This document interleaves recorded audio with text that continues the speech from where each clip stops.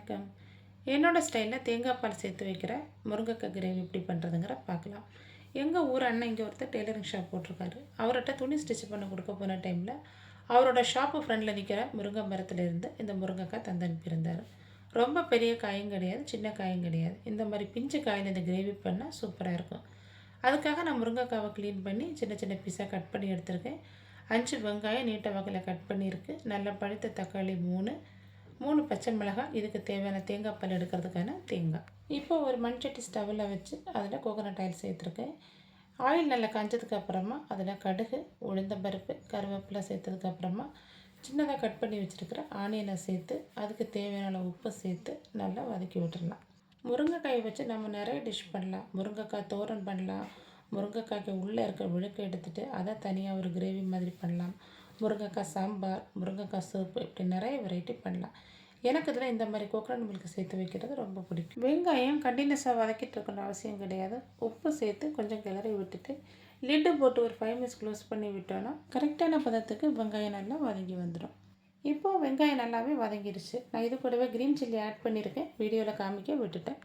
Cut பண்ணி எடுத்து வச்சுருக்கேன் தக்காளி பழம் இது கூட சேர்த்து மிக்ஸ் பண்ணி விட்டுடலாம்.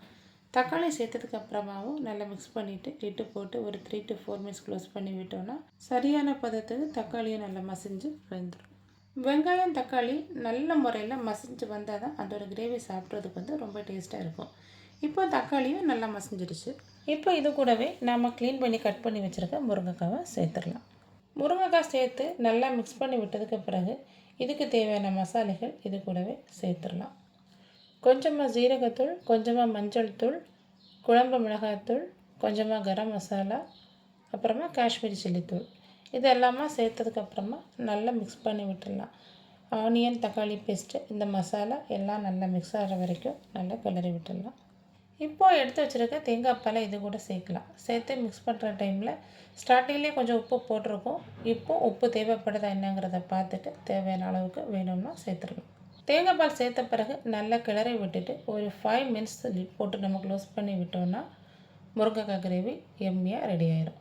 இது தோசை, ஆப்பம், சப்பாத்தி கூடயும் சாப்பிட்லாம், சாதத்து கூடயும் சாப்பிட்லாம். நீங்கள் யாரெல்லாம் முருங்கைக்காய் கிரேவி தேங்காய் பால் சேர்த்து வைப்பீங்க அப்படிங்கிறத கமெண்ட் பாக்ஸில் கமெண்ட் பண்ணுங்கள். யார் யாருக்கு முருங்கைக்காய் கிரேவி, முருங்கைக்காய் தொக்கு இல்லை முருங்கைக்காயில் பண்ணுற டிஷ்ஷு என்னென்ன டிஷ் பிடிக்கும் அப்படிங்கிறதையும் கமெண்ட் பாக்ஸில் கமெண்ட் பண்ணுங்கள்.